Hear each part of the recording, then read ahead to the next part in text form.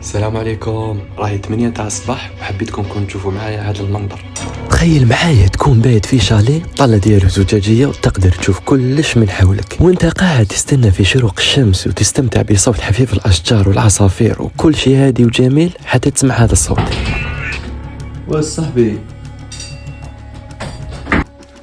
فيلم راح يتعاد. نظن زعيم العصابة راه جاي من سنين ويستمتع معايا بطلوع الشمس، بصح ما جاش وحده، القبيلة كامل جات موراه وقعدوا يحوموا عليا. والله غير حسيت روحي اني في فيلم. بعدها عرفت انه الجوع هو اللي جابهم، ما بيهمش يونسوني، وكان ضروري ندير صفقة مع زعيم القبيلة ونمدلو كامل التشينا اللي كان في الكوزينة. بصح الفكرة نظنها ما صلحتش، وكان لازم نزيد نخسر الخبز والكوكيز. غير دي كلش والله يسهل عليك. بعد التحلية تاع الزعيم ظهر انه الزعيم زعيم ومشى في حاله، وبقيت غير وحدي نستمتع بالمناظر اللي دايره بيا في هذا الشالي. بصح نظن انه الحكايه ما خلصتش، وراه جاني ضيف واحد اخر. قولوا لي نتوما، ترالكم اشياء مشابهه في الخرجه ديالكم ولا ترالي غير انا؟